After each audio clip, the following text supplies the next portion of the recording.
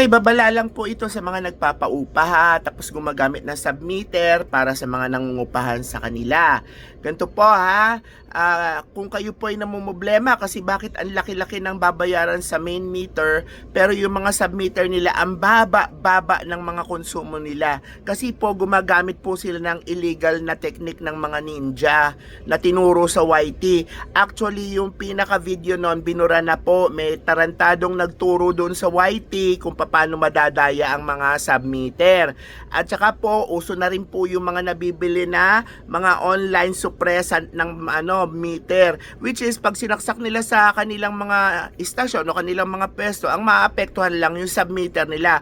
Pero yung pinaka main meter hindi mare-reduce yung pinaka kuryenteng konsumo, which is yun pa rin yung konsumo nila. Kaya po tayo ay kaiingat mga nagpapaupa.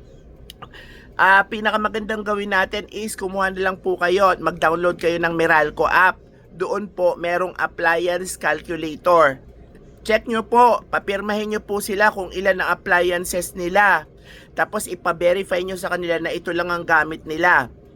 And then, kayo na po mag-set po ng mga ilalagay doon. Makikita nyo naman kung ano mga nire-require doon na ilalagay. Tapos, doon nyo po malalaman kung ano yung totoong konsumo ng inyong mga nangungupahan. Ngayon po, kapag ka po sila ay nanloko pa rin dahil limitado yung appliances nila, tapos out of your knowledge, naglagay sila ng appliances na hindi nila isinulat doon, grounds na po yan para po sila ay mapalayas at alisin nyo na po ang mga manduruga na yan.